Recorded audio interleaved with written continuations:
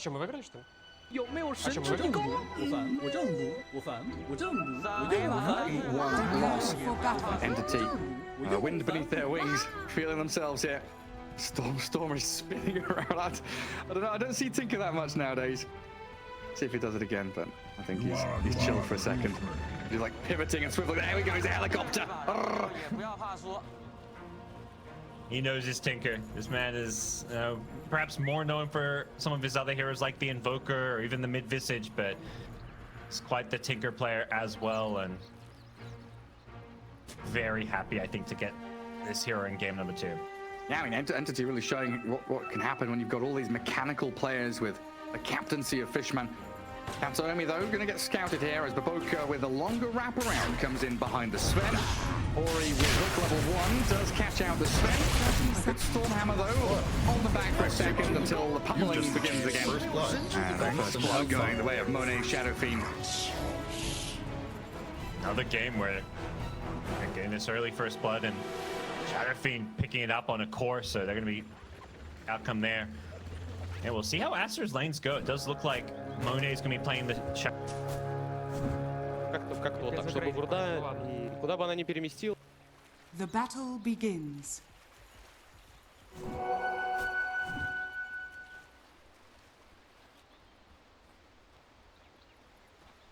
You're not afraid of spiders? And rotting creeps, not fully relying on the right clicks, and building up necromastering can be a little bit annoying. You're getting lasered and trying to last hit or deny. Get a hook on the Tinker too. It should be a kill, but easier said than done. We'll see how it all plays out. Storm, Tinker, Ori Pudge. Already the first last hit coming in. Had to do it. The laser always annoying to last hit against, so Ori just throws out the meat hook and guarantees it for himself. As I don't think a lane where we'll see any kills early on unless there's like a a big misplay from the Tinker where he gets hooked in. But until once those supports come rotating towards the mid lane and fighting over the ruins, that's where the action's really gonna break out when it comes to this mid lane match. Toby looking a little worse for wear up top. Monet has spent the entirety of his mana pool to get raises on the Brood. As it looks like Baboka gonna deward his small camp to get some pulls going. While Pure walking back away from XXS. Lots of lane dragging, manipulating these creep waves in both of the side lanes. Kantomi trying to farm behind enemy tier 1. Try and give this Medusa a bit of lane advantage. Farm closer to her tower so she's not being skewered around by this Magnus. Yep.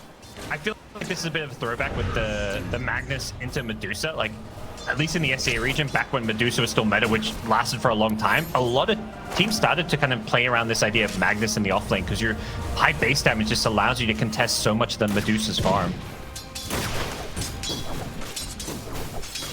Yeah, I guess it makes sense in the mid game as well. Like, Medusa is one of those heroes that, she's not a fog hero. She is a show on the map. Hey, I'm in a creep wave. Hey, I'm in front of your tier 1 kind of hero. So having a displacement tool from the skewer and add in the hook. Lots of ways to catch out Pure. Already having to spend a lot of HP and mana down bottom just to stay in the lane, but does have a stick and some tangos being handed over by Kantomi. Sure. Collapse of team spirits watching some of these games like, oh, Magnus, is he meta again? Let's go. You almost had that. I'll enjoy that. Alright, the mid lane going pretty boring, right? Farm trade, no one's doing anything. Get some water runes. Yeah, hook it across with a bottle refill. Both sitting on full health and not too much cooking out of this one. Pudge has to use some rod occasionally to try last hit because of the laser, but all in all, Pudge farming just fine. Nice little move by Monet up top. We're going to drag the melee creeps onto the range creep to look for the deny. Doesn't get it though. Toby just that little bit quicker. Throws out his Silken Bowler. Dire's top tower is under Shockwave attack. skewer bottom. They pulled Kantomi in, forcing out a Stormhammer. He's got Fairy Fire. Looks like he's all right. Dire pull contested. The Radiant Wave now meeting with that tier 1 bottom. So free farm for XXS, and this is always an awkward spot for the Medusa. You want to play forward, you want to harass, get some denies, but you also don't want to get played under this tier 1. Like what Ori's doing. He's venturing away from the mid lane every now and then on his pudge and just hooking a neutral camp creep to get a bit of extra golden experience. Nice. Just little efficiency plays from him. Every little helps. All those small advantages.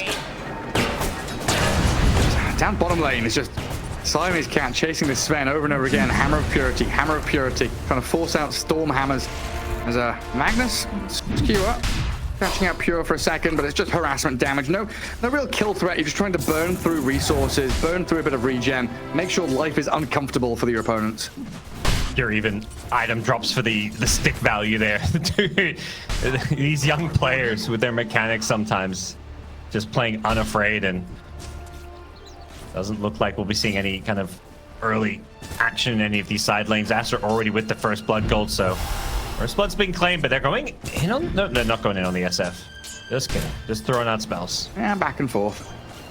Yeah, you're right about Pure. It's something I noticed. I don't think I brought it up. The Morphling game, he's like always tread swapping. You know, it's something that it feels like some of these pro players don't bother with anymore, honestly. It's like, yeah, whatever. But there's some people that really highly prioritize it, especially on certain heroes.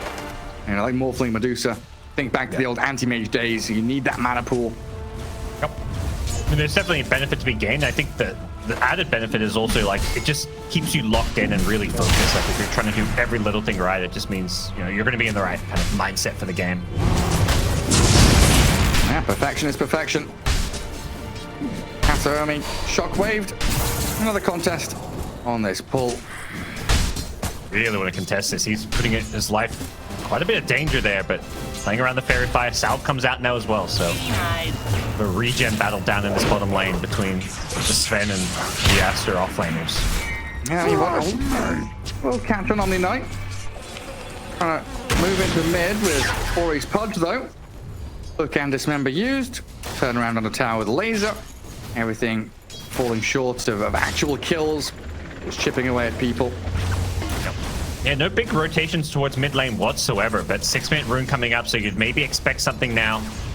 They get the D ward on the high ground, so it's going to be hard for Radiant to contest these runes. Now bringing over Kataomi, but it does seem like if Tinker wants a rune, he's going to have to pray it spawns in this top lane, so both teams kind of splitting up, and it'll be a bit of an RNG battle. Oh, haste for Pudge. Oh, sprinting the one rune. Kira's in trouble. He's got to get back to his tower pronto. This may just be a kill here. Yeah, looks like it might be. Shockwave to set it up. And Ori coming forward. Has dismember. Pure with a full stick there. Gets a bit of mana back. And the laser rockets from Tinker doing a bit of damage into Ori and XXS. But in the end, the final hook will kill off Pure. But Stormer, he takes down Ori first and nearly finishes off the Magnus.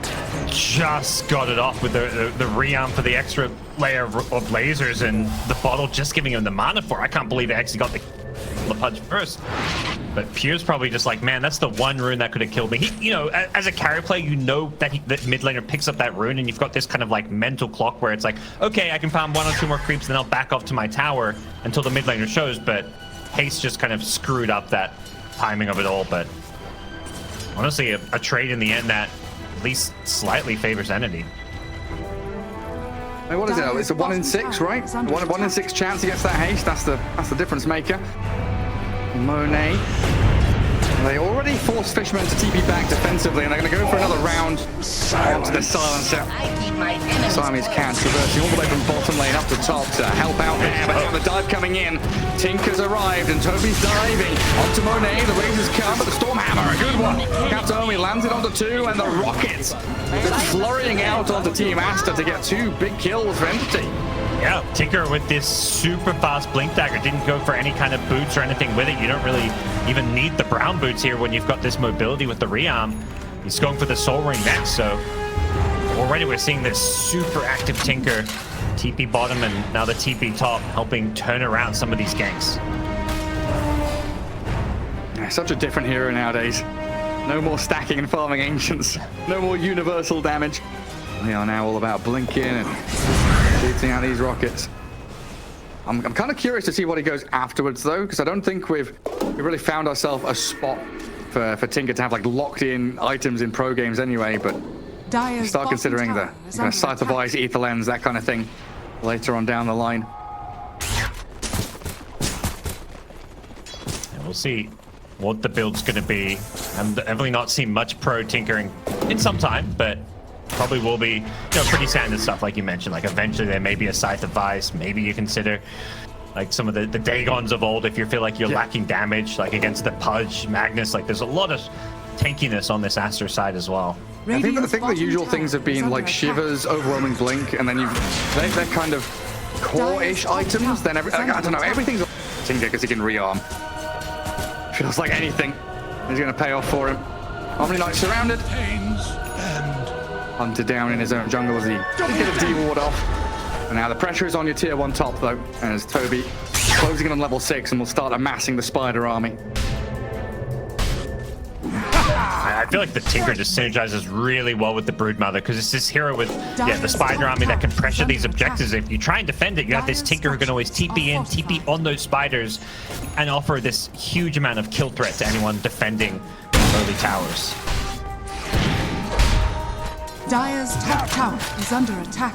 Radiant Hide in the fog, wait in the trees.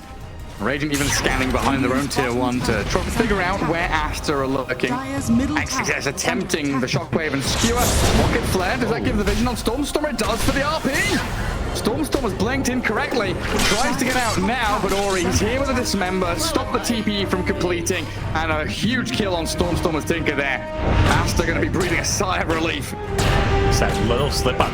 He blinked into them in the end. He already blinked back to safety, and if he blinked left or just TP'd in place, he would have been fine. But gives away his life there, and Aster, the right place at the right time, get the punish and want this tier 1 bottom tower. But it does look like Entity at least rotating in the Sven to try and defend this. With Tinker back alive, maybe they stand a chance to keep it alive, but just feels like it's not going to be in time.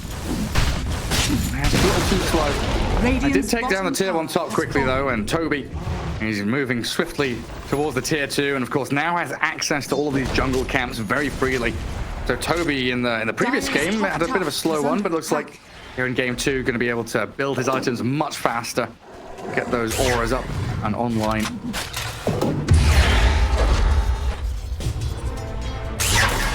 Does feel like Brood's in for a much better game, and the side of Aster, it's a bit of a slower game compared to last, but at this same time, they're not really on a timer. I think that's what this Magnus pick really gave them, this way to scale and this way to kind of take some of these big late game team fights.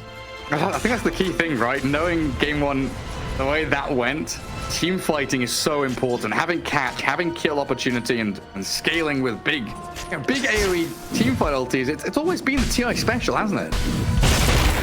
I imagine the call was like, let's make sure all the catches not on one player with the Mars of XXS. They've got the Baboka Clockwork, so they've got kind of 2 key ways of initiating alongside the Magnus. And even the Pudge, eventually you probably see Ori with a Blink Dagger.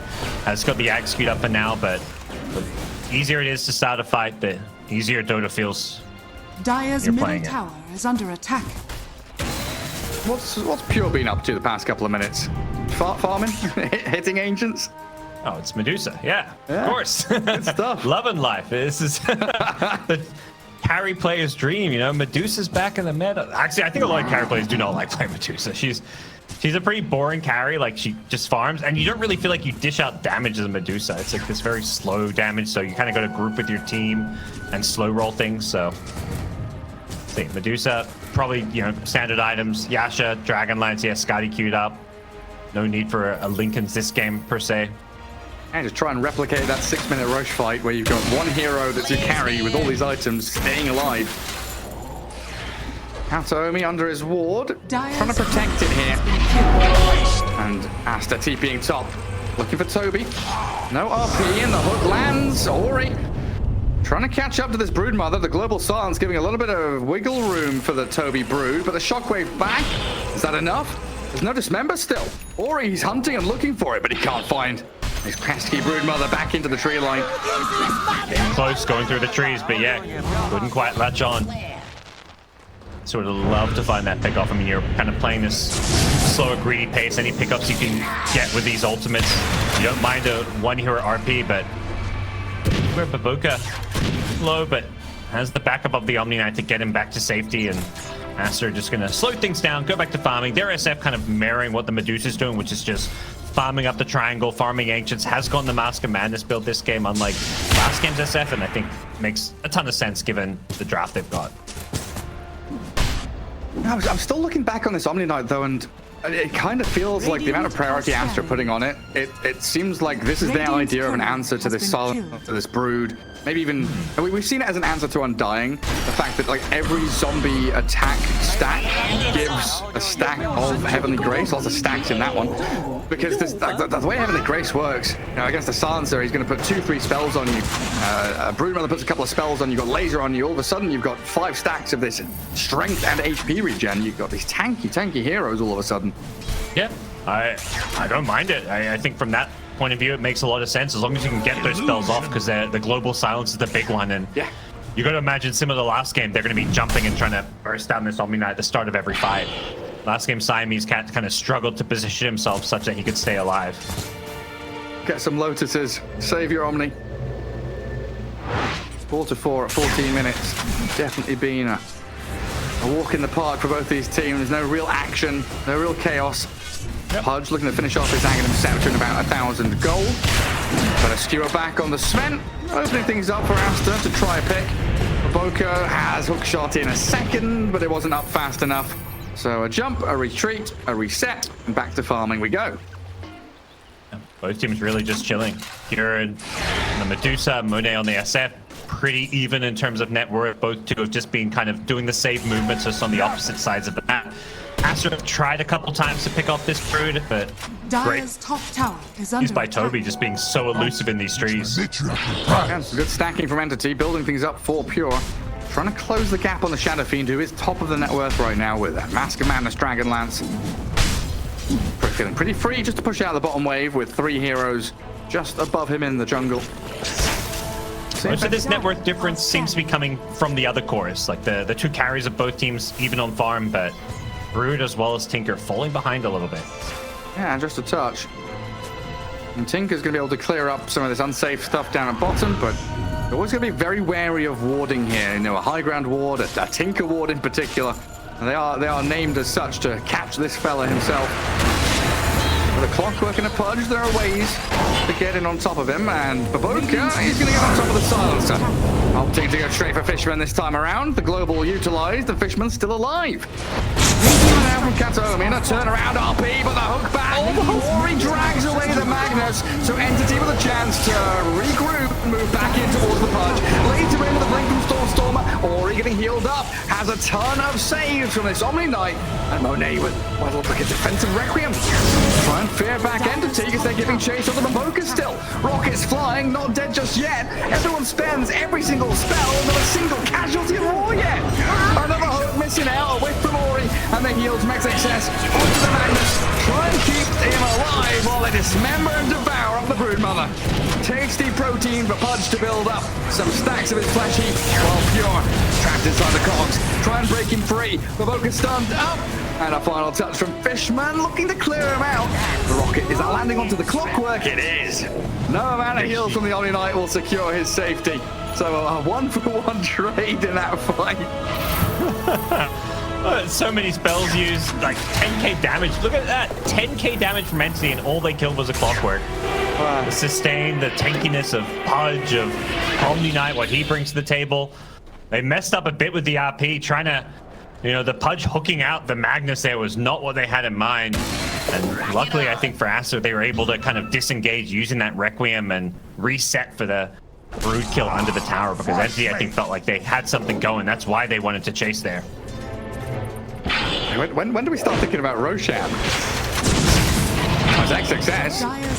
He uses his horn toss. It looked like he wanted to try and blink, but it maybe got cancelled as Ori.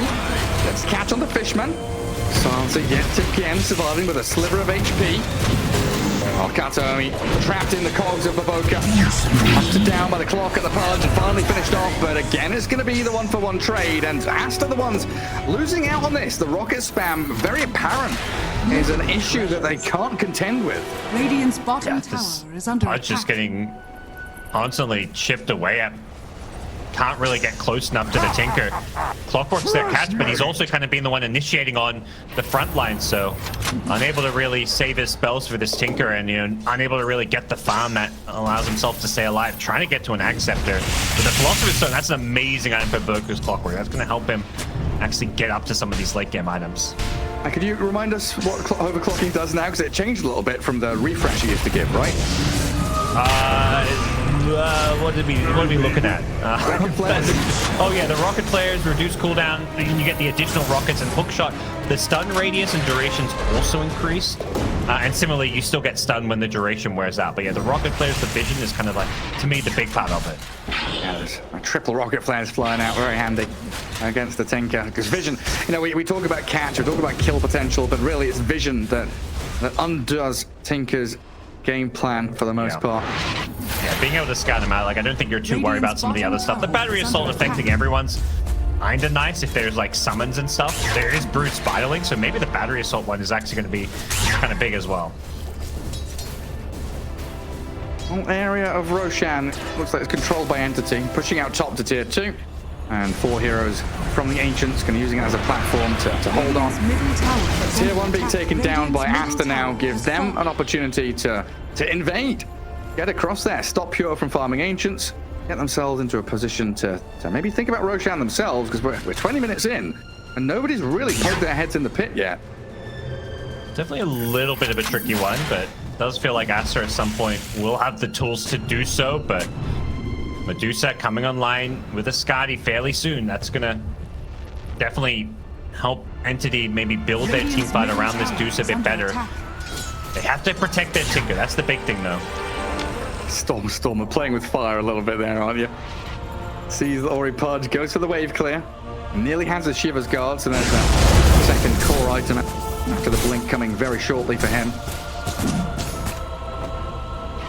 The fact SF has been able to keep up and even ever so slightly ahead of the Medusa is a good sign for Aster's late game.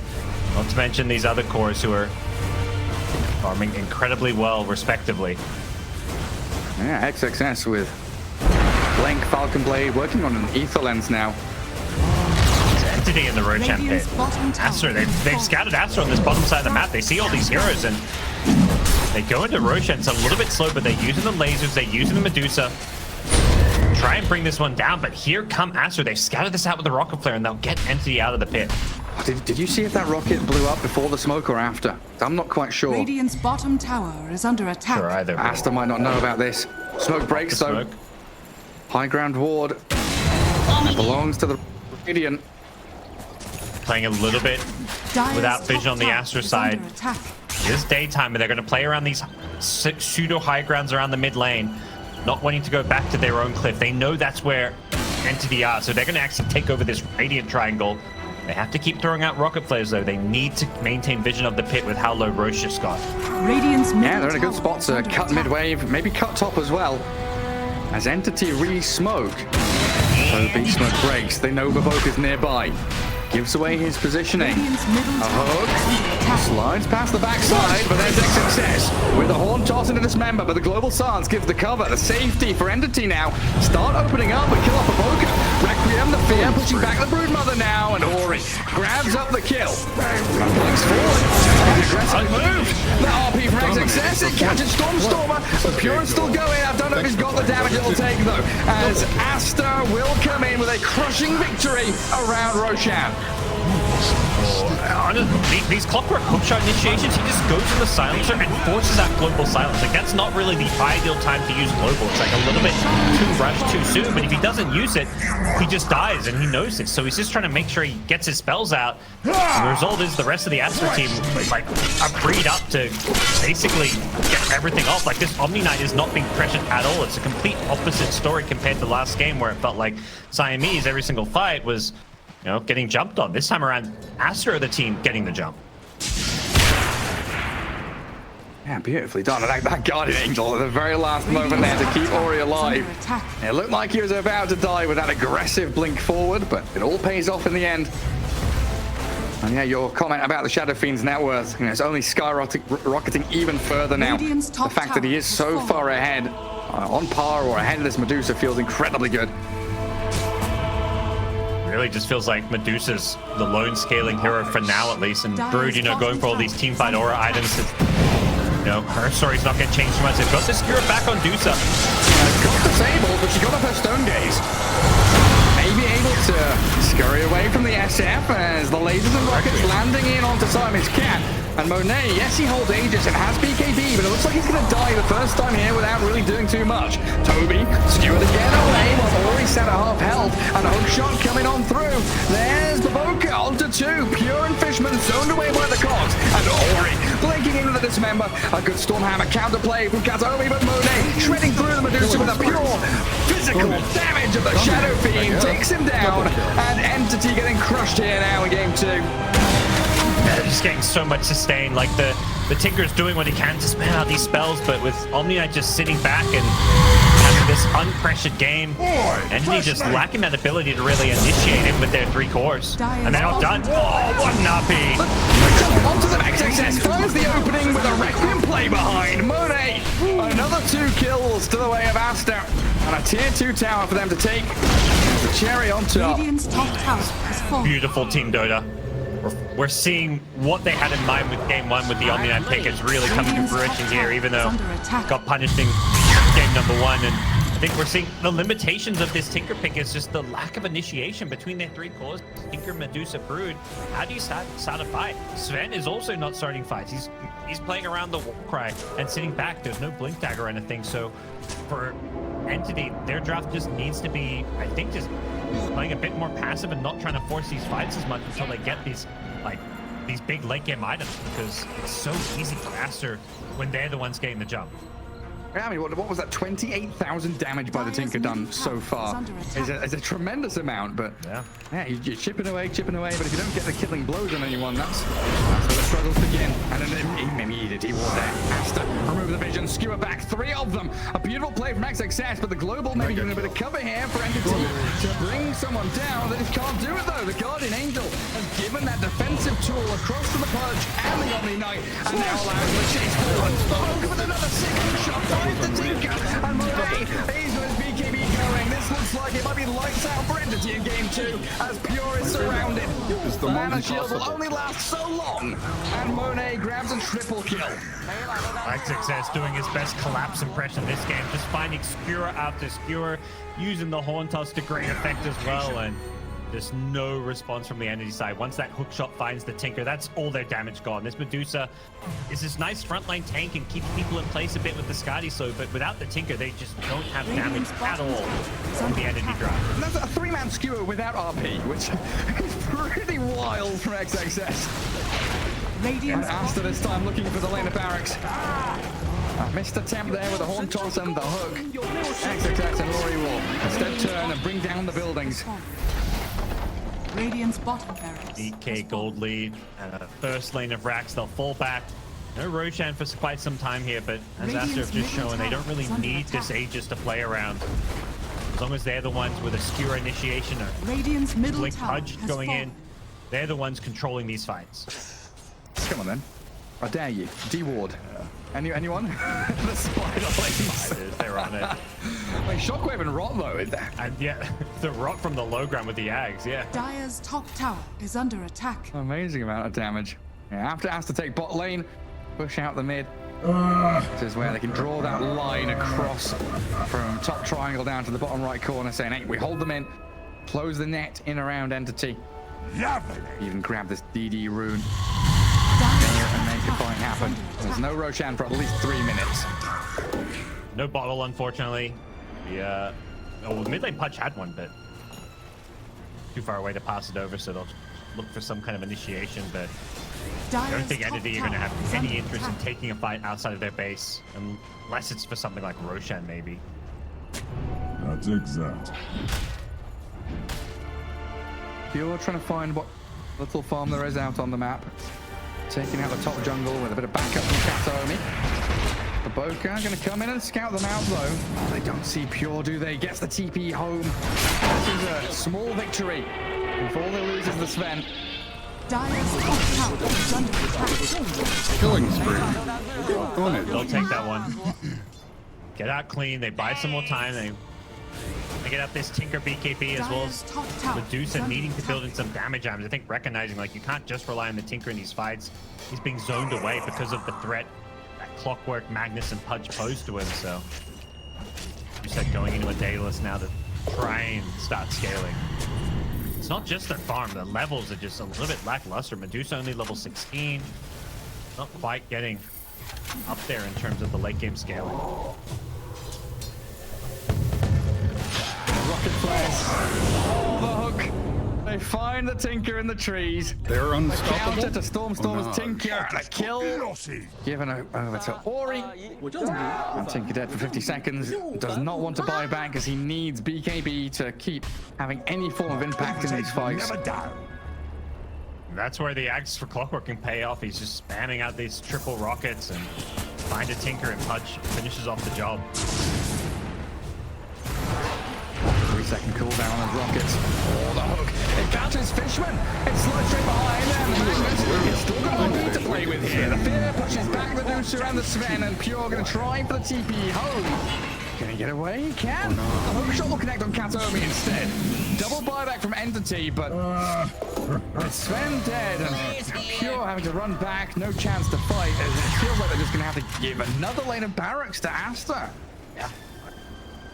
Trying to fight into this now without buybacks is just so damn scary. The Tinker buying back means this BKB is just not They coming up. called it. They just 我这样读，我反， there you go. Fair enough, That- honestly. Radiant's middle tower is Yeah, under it's sort of, I mean, it's a little surprising still. Like, they still had 4 alive, including their, their 2 cores. I mean, I don't think they actually have a real shot to win this outside of like some big throws, but